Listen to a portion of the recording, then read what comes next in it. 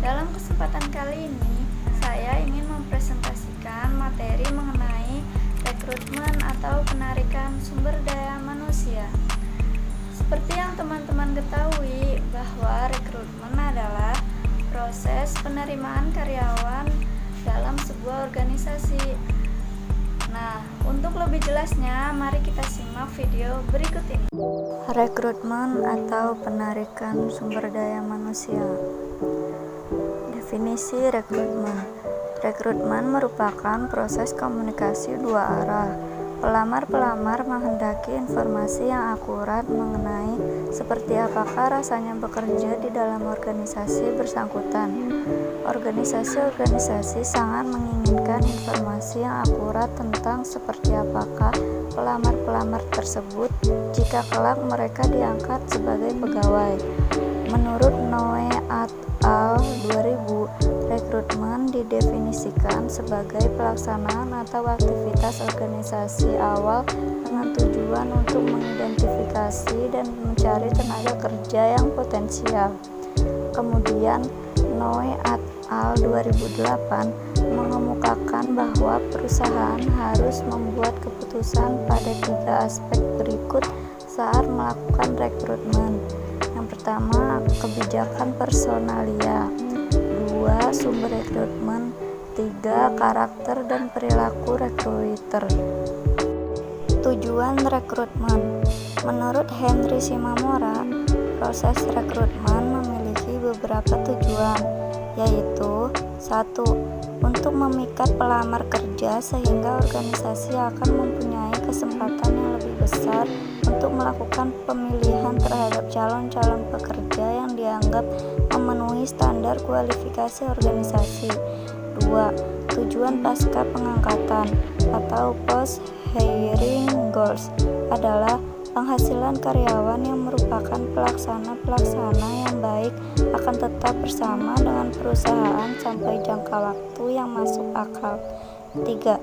Upaya-upaya perekrutan hendaknya mempunyai efek luberan, yakni citra umum organisasi haruslah menanjak dan bahkan pelamar yang gagal haruslah mempunyai kesan positif terhadap perusahaan. Proses rekrutmen. Proses rekrutmen melalui beberapa tahapan. Yang pertama, analisis kebutuhan proses dan jabatan. 2. Memasang iklan lowongan kerja. Yang ketiga, proses lamaran kerja dan lakukan wawancara. Yang keempat, pilih kandidat yang cocok dan berikan penawaran. Kenapa sih suatu organisasi atau perusahaan harus melakukan proses rekrutmen SDM? Karena berdirinya organisasi atau perusahaan baru, adanya perluasan atau ekspansi kegiatan organisasi atau perusahaan, terciptanya pekerjaan-pekerjaan dan kegiatan-kegiatan baru, adanya pekerja yang pindah ke organisasi atau perusahaan lain, adanya pekerja yang berhenti baik dengan hormat maupun tidak dengan hormat sebagai tindakan hukuman, adanya pekerja yang berhenti karena memasuki usia pensiun, adanya pekerja yang meninggal dunia. Sumber dan metode rekrutmen internal. Sumber rekrutmen internal. Karyawan terbaik untuk mengisi posisi pekerjaan bisa didapatkan dari internal perusahaan. Pengisian posisi secara internal dapat dilakukan dengan promosi, rotasi, atau bahkan demosi. Promosi adalah kenaikan jabatan. Rotasi atau transfer adalah perpindahan jabatan pada level yang sama. Sedangkan demosi adalah penurunan jabatan. Metode rekrutmen internal.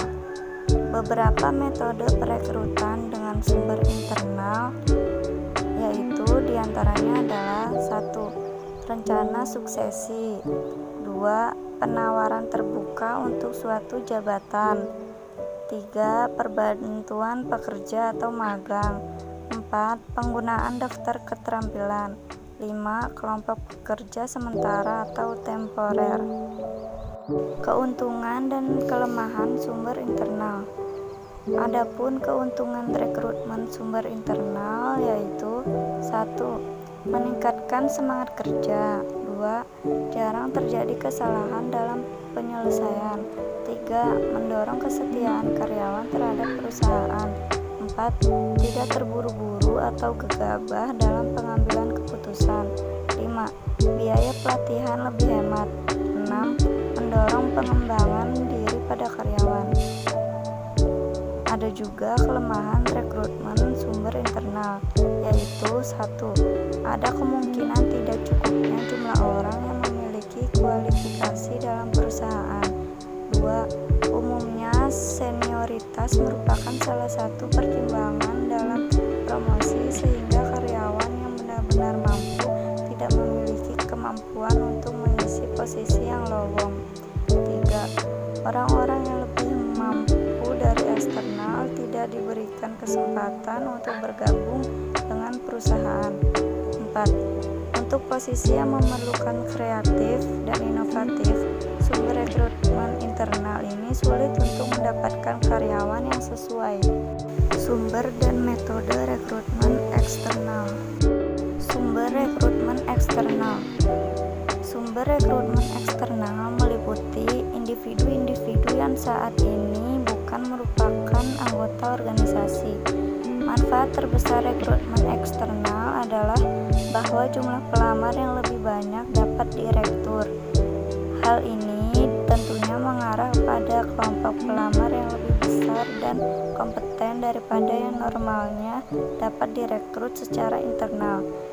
Pelamar dari luar tentu membawa ide, teknik kerja, metode produksi, atau pelatihan yang baru ke dalam organisasi yang nantinya akan menghasilkan wawasan baru ke dalam profitabilitas. Metode rekrutmen eksternal.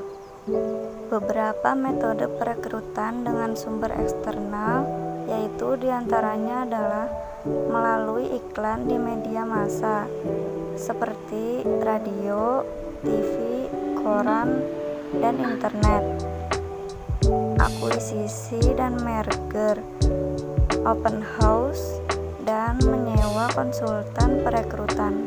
Keuntungan dan kelemahan sumber eksternal. Adapun keuntungan rekrutmen eksternal yaitu 1. Bisa mendapatkan personal yang cocok untuk pekerjaan. 2. Membawakan ide dan teknik baru. 3. Cocok untuk perusahaan yang sedang berkembang dan memerlukan banyak pekerja baru. Ada juga kelemahan rekrutmen eksternal yaitu 1. Dapat menurunkan semangat kerja pada karyawan yang ada. 2. Kurang kompaknya antara pekerja baru dengan pekerja lama. 3. Memerlukan biaya periklanan pada media, pengujian, dan interview. Karakter dan perilaku rekrutmen. Berikut beberapa fakta terkait pengaruh karakteristik dan perilaku rekruter terhadap kegiatan rekrutmen. 1. Pelamar cenderung menanggapi lebih positif apabila rekruter adalah orang yang sedang menjabat suatu pekerjaan di perusahaan tersebut atau manajer perusahaan.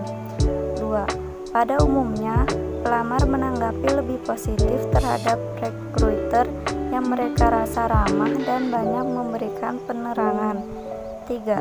Untuk mempengaruhi apakah pelamar akan mengambil pekerjaan tersebut atau tidak, rekruter nampaknya tidak sepenting kebijakan personalia perusahaan. 4. Realistis pratinjau kerja. Semestinya menyediakan informasi-informasi tidak hanya mengenai kualitas pekerjaan dari sisi positifnya, akan tetapi juga dari sisi negatifnya. Evaluasi rekrutmen. Tidak semua perusahaan berhasil dalam program-program rekrutmen. Oleh karena itu, sumber-sumber yang digunakan senantiasa harus dievaluasi dan dinilai dengan derajat sukses dalam perolehan personalia yang cakap dan memenuhi persyaratan. Secara terinci, sukses fungsi penarikan dapat dinilai dengan menggunakan sejumlah kriteria. Di antara kriteria-kriteria itu adalah dengan urutan sesuai derajat pentingnya. 1. Jumlah pelamar. 2. Jumlah usul tentang pelamar yang diajukan untuk diterima. 3. Jumlah penerimaan atau pelamar yang diterima. 4. Jumlah penempatan karyawan yang berhasil. Jadi, kesimpulannya adalah pada taraf kehidupan global yang penuh dengan kompetisi dalam segala bidang saat ini, manajemen sumber daya manusia merupakan langkah strategis guna memenangkan persaingan antar negara dan antar organisasi. Dengan demikian, peranan pekerja dalam suatu organisasi sangatlah vital karena mampu menentukan hidup matinya organisasi yang bersangkutan. Untuk mendapatkan sumber daya yang berkualitas prima, maka proses pembinaannya tidak bisa hanya sebatas masa kerja, melainkan harus dimulai sejak proses rekrutmen. Rekrutmen yang tepat akan memudahkan proses penempatan yang tepat dan pada akhirnya akan melancarkan proses pencapaian tujuan organisasi. Oleh karena itu, masalah-masalah dan kendala-kendala yang dihadapi pada tingkat rekrutmen harus diantisipasi dan dipecahkan secara memuaskan dengan tetap berorientasi kepada tujuan organisasi. Nah, itu dia penjelasan tentang rekrutmen atau penarikan sumber daya manusia. Semoga bermanfaat bagi teman-teman semua. Jangan lupa like, comment, and share ya. Bye-bye. Assalamualaikum warahmatullahi wabarakatuh.